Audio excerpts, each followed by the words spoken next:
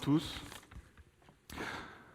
Dans la plateforme, nous avions du mal à mettre en place les parrainages. Et quand les entrepreneurs rencontraient des difficultés, ils n'avaient pas le réflexe de nous contacter. Malgré toutes les explications que nous pouvions donner au cours de l'expertise, ils ne connaissaient pas vraiment nos services d'appui au développement. Une fois les prêts décaissés, tout ce qui est mentionné dans nos contrats sur la chaîne de solidarité entre l'entrepreneur et la plateforme ne se concrétisait pas vraiment. N'étions-nous qu'une pompe à fric, comme me l'a dit un jour un bénévole? Le seul intérêt du créateur était-il purement financier? Donc comme moi, peut-être vous avez ressenti du découragement et de la frustration face à certaines situations. Quand nous avons été audités pour la norme qualité, l'ambition était là. Suivre plus d'entrepreneurs, limiter nos risques et nos impayés, accroître la pérennité des entreprises, les mettre en réseau et les faire adhérer.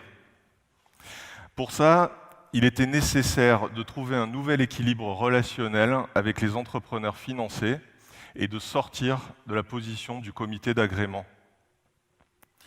Changer de posture pour aller vers une relation où l'enjeu, ce n'est pas le prêt d'honneur, mais où l'enjeu, c'est le lien que nous allons construire ensemble pour les 5 prochaines années de développement de l'entreprise. Après avoir aidé l'entrepreneur, nous souhaitions qu'à leur tour, ils puissent nous aider dans notre appui au développement. Alors notre solution, elle est très simple. Nous avons créé la réunion de lancement des entreprises.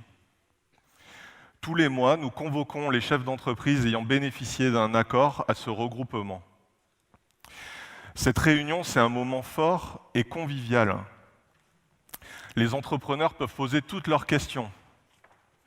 Ils découvrent d'une manière très structurée l'ensemble de nos services d'appui au développement, le parrainage, le cercle des entreprises, la prévention et le traitement des difficultés, le financement du primo-développement et de la croissance, l'orientation vers les dispositifs d'appui à l'exportation. Cette réunion se fait en équipe, avec des salariés et des bénévoles. Nous leur expliquons aussi comment nous sommes financés et par qui nous sommes soutenus. Et nous clôturons en leur disant « Parlez de nous ».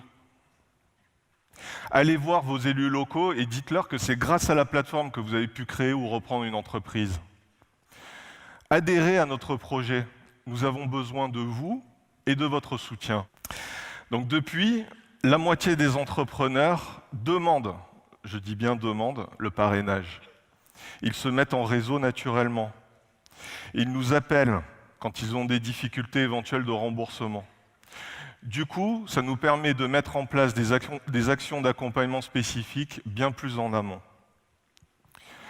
Le taux de participation aux événements de la plateforme s'est fortement accru. Tous nos bénéficiaires adhèrent et 60% réadhèrent l'année suivante. Et le sentiment d'appartenance de nos chefs d'entreprise à la plateforme est bien plus intense. Donc cette réunion de lancement, c'est devenu une étape essentielle dans notre parcours d'accompagnement.